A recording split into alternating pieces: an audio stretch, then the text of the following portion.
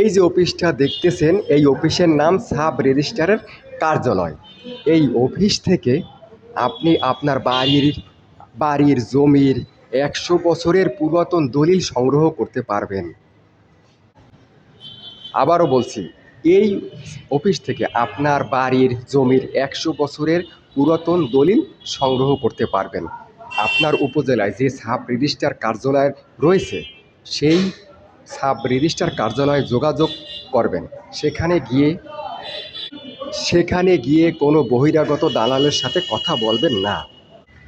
এখানে এখানে দায়িত্বপ্রাপ্ত যে সকল ব্যক্তি আছেন, সরাসরি তাদের সাথে কথা বলবেন। যদি কিছু লেনদেন করতে হয়, সরাসরি তাদের সাথে লেনদেন করবেন।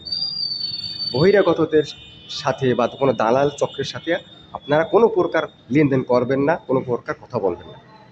হ্যাঁ, আপনার বাড়ির 100 বছরের পুরাতন দলিল আপনি এখান থেকে তুলতে পারবেন খুব সহজেই। এই অফিসটাকে আপনারা খুব ভালো করে চিনিয়ে রাখুন। সাব রেজিস্ট্রারের কার্যালয়।